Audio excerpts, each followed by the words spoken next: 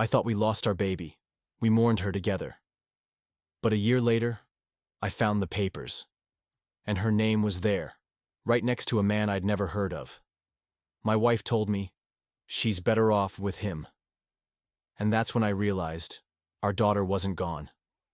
She was just given away. I still remember the day. Like a wound that never fully heals, the memory keeps reopening. It was exactly 12 months after we lost our baby. My wife, Sarah, and I had gone through everything together. The pregnancy complications, the rushed hospital visits, the loss in a sterile NICU room as doctors whispered condolences we weren't ready to hear. We buried our child. We grieved in silence, in tears, in empty rooms. And with time, or so we believed, we found a way forward, clinging to each other in the ruins of our hearts. We buried her in a plot I chose. Sarah clutched my hand as we left, and I felt that moment of broken peace inside me, like the world had stepped away and wouldn't be coming back. For a year, we stumbled through the grief. We changed therapists, left support groups, tried date nights. We planted flowers on our balcony to remind us life could bloom again. We kept each other warm during sleepless nights. We pulled through. Or so we thought. Then one evening I came home early from work to surprise her with takeout and an episode of a show she'd been missing. The apartment was empty, quiet. The carry-out bag on the counter, the TV paused. No sign of panic, just the usual. I called her name. No answer. I checked her office. Her phone was gone. No note. No explanation. My heart dropped with a jerk I still feel when I think about it. Then the phone rang. It was her, from somewhere else. Calm. Detached. "I'll be home later," she said softly. "Had to see someone." When I asked who, she just replied, "It's personal." And that was it. My mind spun. But I forced myself to breathe, to be rational. She's been through trauma. Maybe she just needs space. Maybe someone from the support group called her for help. Our relationship had been through hell. Maybe this was her trying to patch cracks I didn't even know were there. Yet something didn't sit right. That night, I kept thinking about her legs walking out the door, how she didn't glance back. No hesitation, no regret. Just out. The next morning I noticed something on the kitchen table. A document, folded neatly, partly hidden under a cookbook. I pulled it out and froze. It was an adoption agreement, dated 2 months ago. Not for a pet, not for a charity donation, but for a child. With her name on it. And a man's name I didn't recognize. A name that would turn our world upside down. I stared at the page for what felt like hours. Not only had Sarah given up on healing with me, she had made a decision I'd never imagined she could make. She had signed away a child, another child, someone else's baby. And she did it without me even knowing. My reaction was immediate. Pain sliced itself through my chest, followed by anger, then clawing fear. Questions flooded my mind. Why now? Why not tell me? Who was this? And more terrifying, how could we ever recover from this silence? When she returned, I had the paper burning in my hand. But I didn't speak. I just held it up. And in that moment, our entire life, the one we'd painstakingly rebuilt from ashes, cracked open again. I didn't confront her that night. I couldn't. I needed to be sure I understood what I was even looking at. A single document, even one as serious as that, wasn't enough to make sense of anything. I needed more. Context, explanation, hell, maybe even a confession. But most of all, I needed clarity. So I waited. Sarah acted like nothing had changed. She came home, kissed my cheek, thanked me for dinner even though it was cold. Her eyes were tired, distracted, but not guilty. She talked about work, her new client, the neighbor's dog. I sat across from her, nodding, speaking in half words, all while the paper burned in my pocket. When she went to bed, I stayed up. I scanned the document again, word by word. It was legal. It was final. It was hidden. Why? If this was something she was doing through work, she was a family law paralegal. Maybe it was just paperwork she was helping someone else with. But her name wasn't in the authorized representative section. It was under primary biological mother. And the father? Benjamin Hart. Not me. I'd never heard that name before. Never once in all our years together. Not a client. Not a family friend. Not a coworker. Just a man. A signature. And a ghost that had suddenly stepped into our marriage like he belonged there. The next day I called in sick to work and started digging. First, I Googled Benjamin Hart. Common name, dozens of results. But only one in our area. A graphic designer. Divorced. No kids listed online. His LinkedIn said he worked remotely.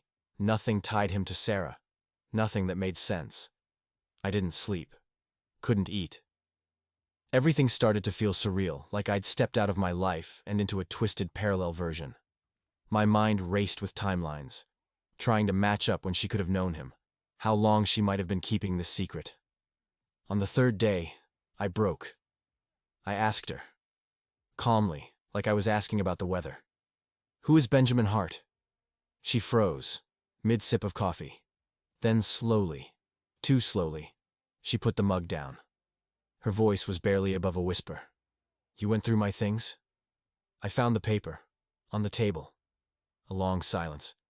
Then, "Ben is someone I knew before we met." I wanted to scream, but I didn't. I waited. "We were together, briefly, years ago. He didn't want kids. I found out I was pregnant and didn't tell him. I lost the baby. At least I thought I did." "You thought you did?" I echoed. "What does that even mean?" She looked at me, and her eyes were filled with something I couldn't place. Fear, guilt, sorrow. Maybe all of it. Maybe none. "I lied," she whispered. "I didn't lose the baby. I gave her up, I signed the papers and let her go." Time stopped. "You mean, before us? Before we met?" "No," she said. "It was during. It was hours." The floor dropped out from under me. "And you gave her away? To him?" Her silence said everything. I stood up. I couldn't breathe. The air felt too thick. My own home felt foreign. "You gave away our child to another man?" I asked, voice trembling. "And you never thought I deserved to know?" She stood too, reaching out, desperate. "I didn't know what else to do. You were hurting. I was falling apart. I thought she'd be better off." I stepped back. "Without us?" I asked. "Or just without me?" The moment she said, "our child," my world split in two. I realized with a sinking heart that this wasn't about a hidden pregnancy or a long-forgotten secret. This was about betrayal. Deep, layered, and utterly incomprehensible. I felt like an intruder in my own life, standing on the edge of a place I never signed up to explore, but now had no choice. I took a slow step back, my mind racing with fragments. Sleepless nights, shared dreams, promises of never giving up. And then this document, this confession. I stared at her, trying to discern a face I thought I knew. The woman I married, the person I loved, or someone I never truly understood at all. She reached for my hand, but I pulled away. Her fingers trembled. Mine felt cold. I heard her voice, soft and broken. "I didn't want it to come out this way. If you only understood." But I couldn't hear her. My mind was spinning. When? How? Why? Questions that made me feel young and helpless again, like all my adult assurance had melted into fear. The room felt stifling. I needed air. I walked outside into the hallway, breathing shaky and sharp. I saw her through the half-open door, tears in her eyes, ready to fall. I blinked, shook my head, then turned away. Not yet. I wasn't ready. I needed space, silence, answers. Over the next days, I became a detective in my own life, searching for clues, digging through her history, her phone, hidden messages and email threads. I stalked social media posts, I looked for timelines. Occasionally I would wake up, heart pounding, convinced I heard a child's cry echoing through the hallway. That wasn't our apartment. That was a stranger's wound playing tricks on me. What broke me most was realization. I didn't just lose a baby. I lost certainty. I lost the sense of who I was, a father, a husband, a partner, and replaced it with a terrifying question. Did I ever know her at all? Then I reached Benjamin Hart. I thought if I could talk to him, if we had a conversation, maybe I could understand. I found his social media, his email. I wrote him, "I am her husband. I need answers. Please." I didn't even click send. I couldn't risk it. Fear took over again. Fear of what I'd learn. Fear of confirming that magical vision of a future I'd built. Was it all an illusion? Sarah watched me unravel. She tried to speak, but I built walls around every conversation. She sat quietly outside our bedroom door, sometimes crying. I'd go to work early and come home late to avoid her. To hold that document again, to look at the signature one more time, proof that our memories, our promises, meant less than a signed page. Finally, on the 5th night, I walked into the living room and said the words we both had avoided. I want to meet him. I want to see his face.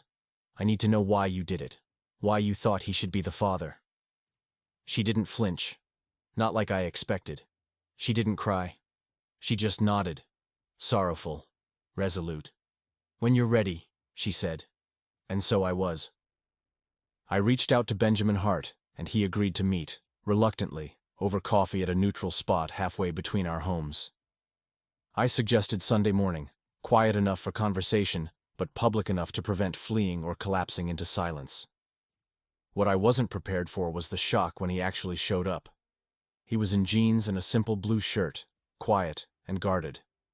His eyes were calm, not hostile, but distant. As he sat down, I realized he wasn't the man from our past or some stranger. He was just real, human. A reminder that this wasn't just something Sarah invented. It had roots, and those roots were tangled in me too. I started by asking what I thought were polite questions. Name, where he lived, how he knew Sarah. But his answers always circled back to one fact. He didn't expect to meet me. He didn't expect her to sign those papers without first telling him she was pregnant, or that she'd lost their child, and decided he should raise her when he discovered who he was. "What do you mean should raise her?" I asked, voice taut. He paused, took a breath. When she lost the baby, she was panicked. She couldn't bear letting both of us fall apart. She asked me to sign as biological father in case she couldn't. His voice caught on that last word. I felt like the world spun. Couldn't? Would have lost her? I didn't know which question hurt more. "So you were ready to be her father? Even when you didn't know her?" I whispered. He nodded.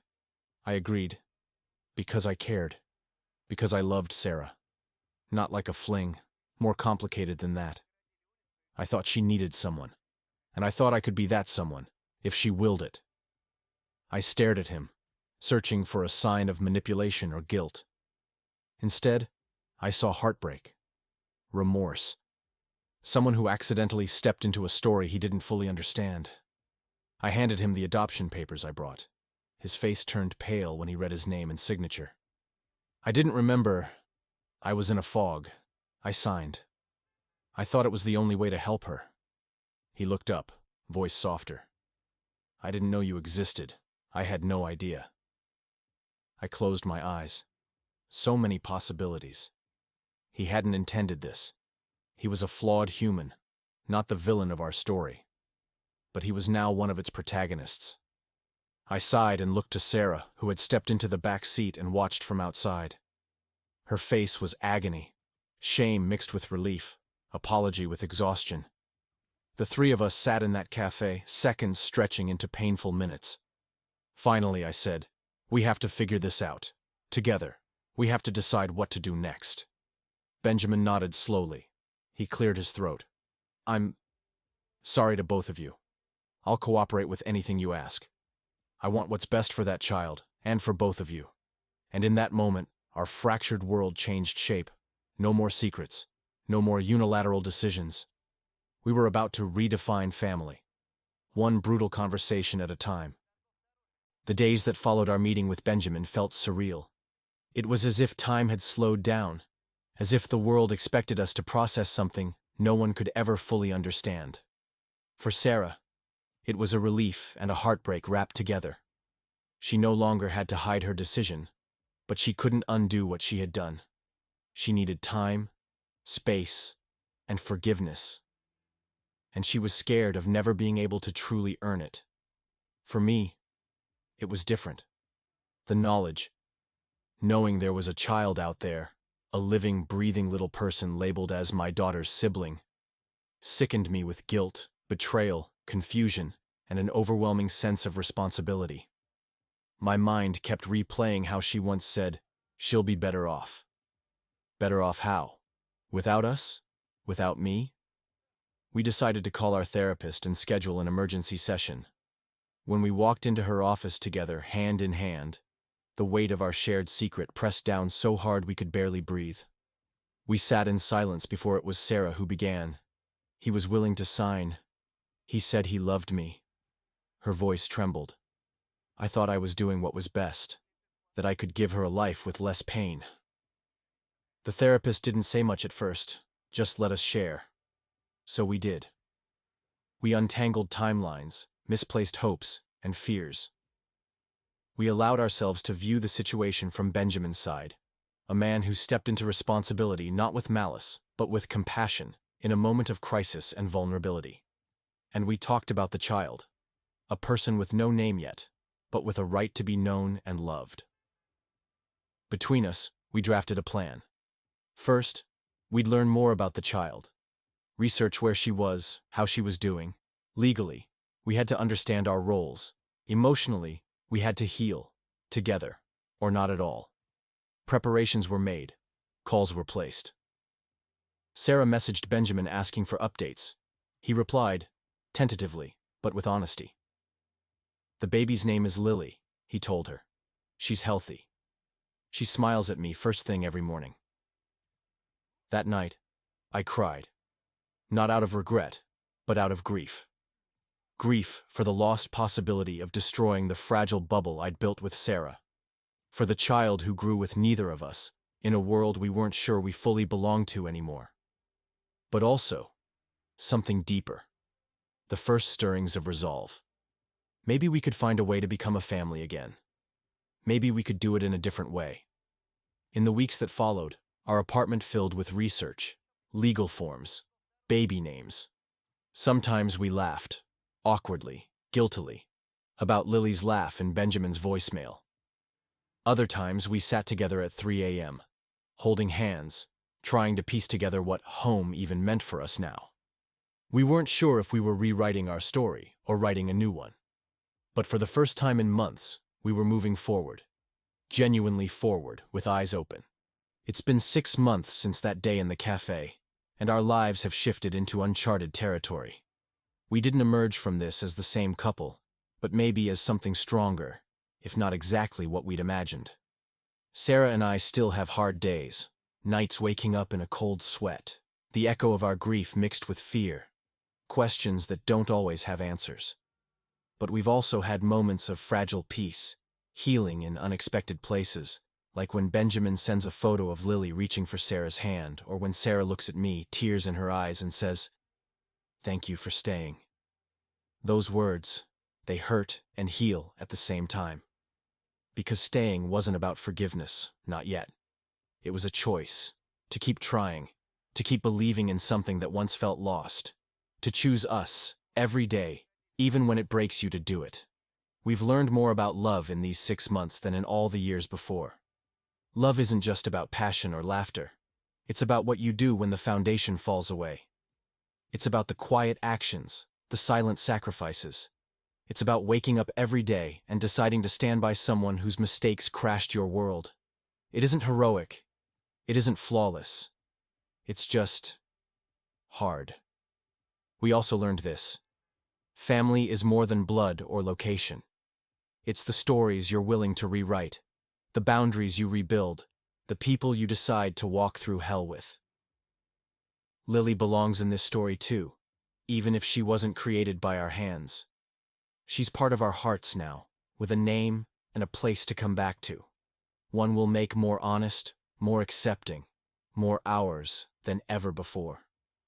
We've made peace with living in what you'd call a mosaic marriage, with jagged edges and bright shards, with pieces of joy, sorrow, fear, and hope. And it's messy. It's complicated, but it's ours. So here's what I want you to think about.